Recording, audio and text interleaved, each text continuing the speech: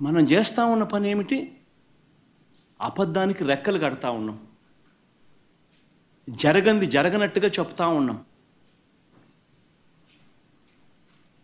ఏకంగా చంద్రబాబు నాయుడు గారు అనే వ్యక్తి నాసిరకమైన పదార్థాలు వాడేశారని, యానిమల్ ఫ్యాట్ గీకు బదులు కూడా వాడేశారని, లడ్లు తయారైనాయని భక్తులు తినేశారని, ఎంతటి దారుణమైన అబద్ధాలు ఆడడం ధర్మమేనా అని అడుగుతా ఉన్నా.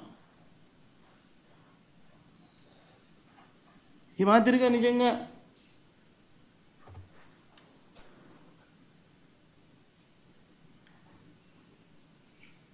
ఆశ్చర్య కలిగించే విషయం ఇంకొకటి చెప్పాలి.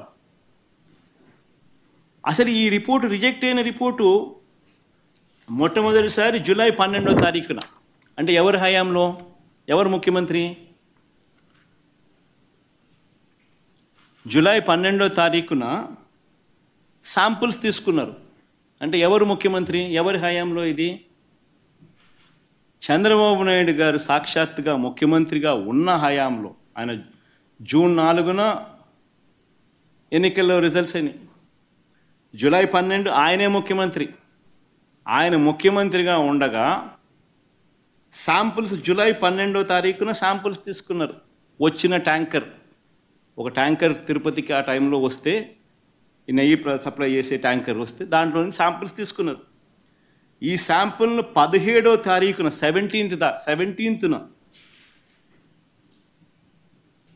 అంటే వాళ్ళ టెస్టులన్నీ చేసి, ఆ 3 టెస్టులు అక్కడే వాళ్ళు చేస్తారు, చేసిన ఆ టెస్టులు సరిగ్గా రాలేదు కాబట్టి ఆ శాంపుల్స్ను 17వ తారీఖున ఎన్డీడీబీకి పంపించినారు, నేషనల్ డైరీ డెవలప్మెంట్ బోర్డుకు. వాళ్ళు 23వ తారీఖున రిపోర్ట్ ఇచ్చినారు.